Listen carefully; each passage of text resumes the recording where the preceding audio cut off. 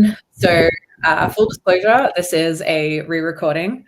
If you're following along, you'll know that Rebecca and I are pretty new to these video chats, and we watched Friday's chat back and decided we weren't happy with it.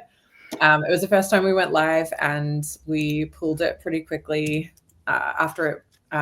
We finished the live, pulled it pretty quickly after that, and we're doing a do-over here to make sure that we're crystal clear with what we're trying to get across. And that is that there has been a pretty spicy change in Canadian immigration.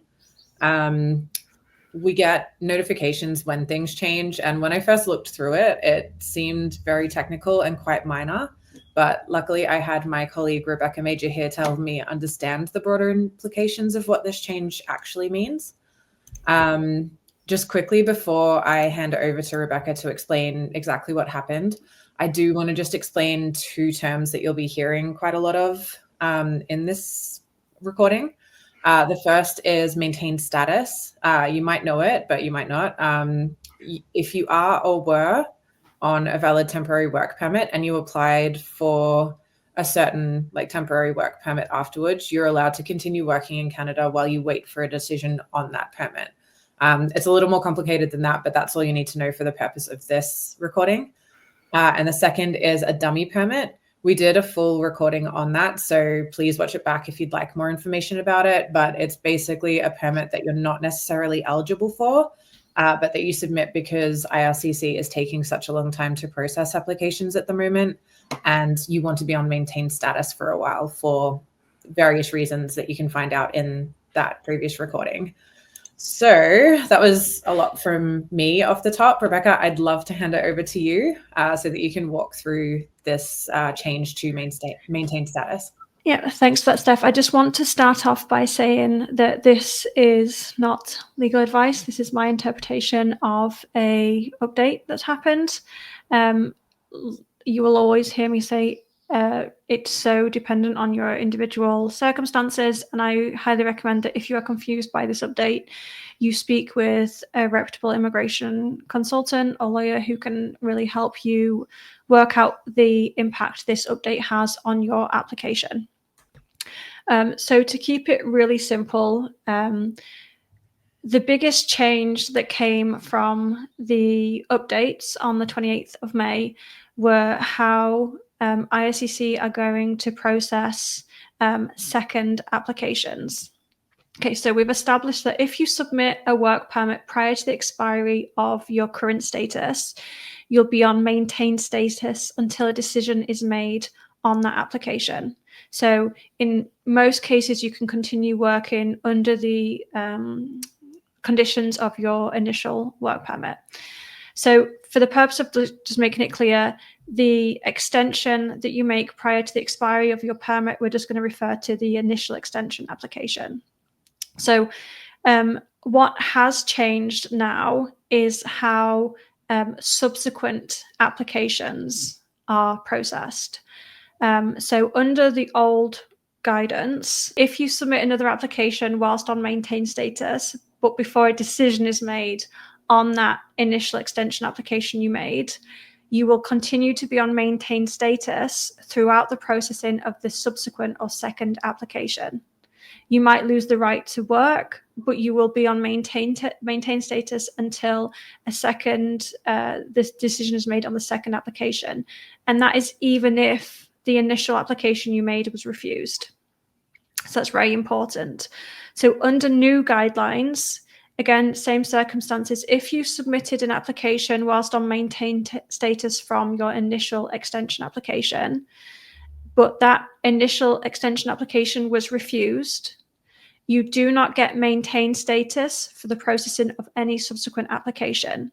What that means is as soon as you get the refusal from the initial extension that you applied for, you will be out of status in Canada because you no longer get maintained status. So that second application that you made will be returned to you unprocessed, and you will have to resubmit that application with a restoration of status application if you are eligible. And so that's what it means. It might seem like it's technical, but the impact that will have is that when ordinarily you might be able to continue your streak of maintained status, you will no longer be able to do it. You have to have submitted an application to extend your status prior to your status expiring in Canada, for your work permit, for instance, to benefit from maintained status. And so that's the biggest difference that we have now with these new guidelines. Okay, so what is the one key takeaway here for people who are currently on maintained status?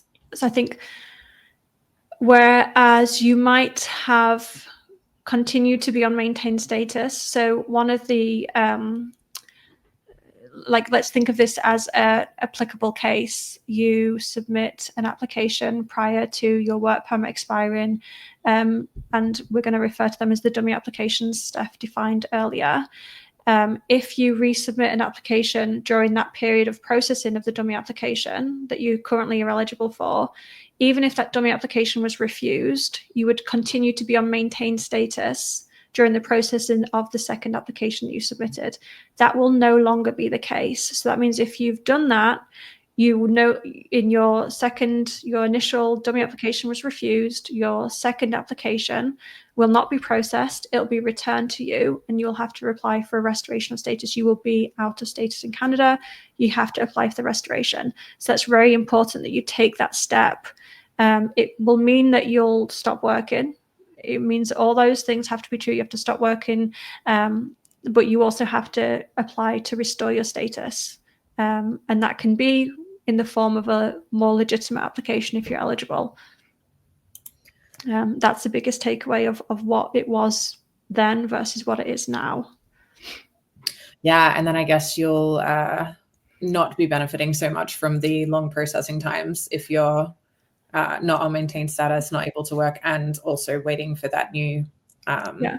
I mean, that's the thing, exactly. If you look at the processing times of in Canada right now, it's 8 months? Yeah. It means that you will not be able to work for at least 8 months for the processing of your file, because there's some kind of restoration element that could even be extended. When 8 months is standard, because there would be a restoration element to the application, you can even expect it to be a bit longer.